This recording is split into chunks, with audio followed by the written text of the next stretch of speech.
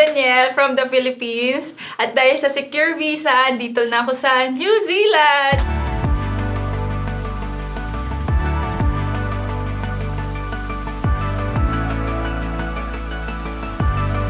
So, basically, nung nasa Philippines ako, isa akong engineer, project engineer sa isang telecommunication company sa Philippines.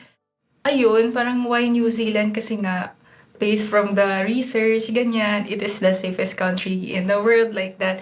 Tapos, parang ako kasi is, as a person, outdoor kasi ako na person. So, makikita natin sa mga TikTok, ganyan, mga videos, na, ay, sobrang ganda talaga ng New Zealand.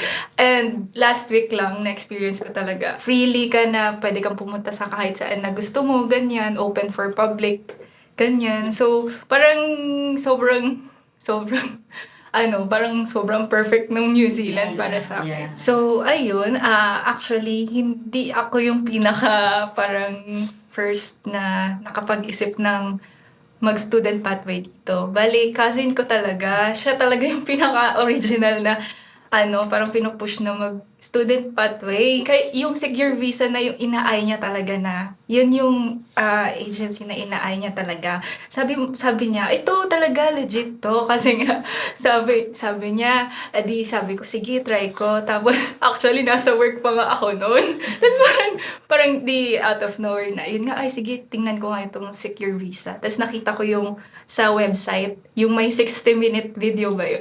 Nanood ako ng video ni Miss Aina. Tapos sabi ko, parang doon na nag-trigger na, ay sige, go. Yung parang click na, okay, ito na yun. So, yun talaga, napaka-convincing talaga ni Miss Aina. Yun talaga yun. Inspired? Oo, inspired talaga.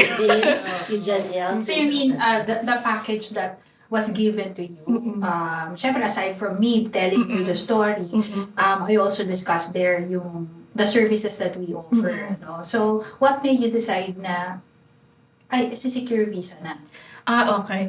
Ito yung parang pinaka-highlight talaga dun sa packages, yung extended settlement support talaga. Which is, unlike siguro sa ibang agency na hindi ko rin sure kasi hindi ba na din ako pero yun talaga yung pinaka, kumbaga kunyari, solo ka dito, tapos wala kang kakilala. Talagang iso-support ka ng secure visa na para makapag-settle ka talaga pagdating mo dito. Tsaka nung dumating ako, sobrang overwhelmed. Kasi nga, mismo yung may-ari ng secure visa yung naiyak tuloy ako. Kasi sobrang nakaka-touch. Kasi parang hindi siya norm na nasusunduin ka mismo ng may-ari ng agency. Kung tatanungin ka, anong word na pwedeng mag-describe sa secure visa Ang service? pinaka talaga is supportive. Support. Yeah, yun talaga. Bakit? Supportive from the start na actually pag may kailangan ka, andyan sila, ganyan. Tapos pag may queries, ganyan. Kasi ako hindi ako matanong during. Kasi naiisip ko yung mga tanong after. So, yung mga tanong na yun, iniipon ko, tapos sinisend ko sa email. Tapos after a day siguro, ayun, may sagot. Tapos sobrang detailed. Ayun yung gusto ko sa secure visa Yung parang once may tanong ka, sige lang magtanong ka. In touch talaga, ganun. Parang andyan lang, ganyan. Constant yung mga responses nila and the support talaga. And then, yun, hanggang makarating ako dito. Grabe yung support talaga. Supportive talaga.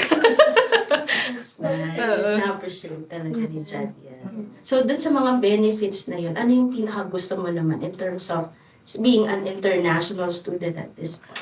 Actually, yung pinaka may impact na benefit for me is yung qualification talaga. Kasi, yung qualification na makukuha ko after the study dito sa New Zealand is actually globally recognized siya. Tsaka parang yun yung madadala ko talaga hanggang pagtanda. Yun talaga yung education talaga.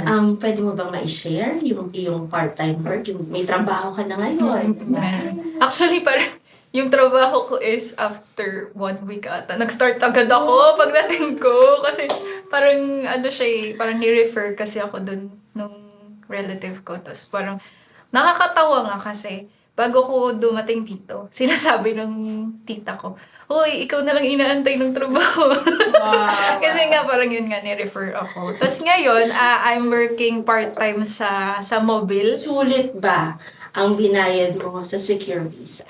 Actually, during our talk, parang iniisip ko na parang tatanungin talaga yan eh.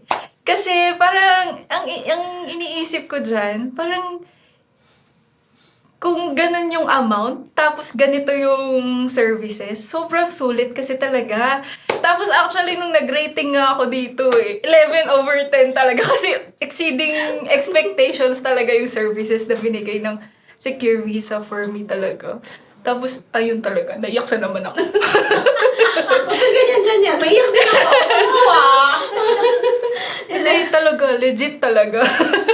Dati nanonood lang ako ng mga video sa series ko. Ay, siguro. Kaya siguro G ako na mag-interview. Yeah. Kasi ay, gusto ko din ganyan. Tapos ito, ngayon, nandito ako. Tapos, It's ay, your may camera.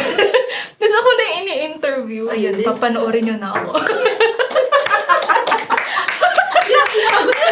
Based from my experience talaga, talagang legit sila and very supportive talaga. And the services they give is sobrang exceeding expectations. So, ikaw na nanonood, bakit hindi mo itry si Secure Visa, di ba? From our experience, di ba? Sobrang G. Go ka na dyan. Go, go, go.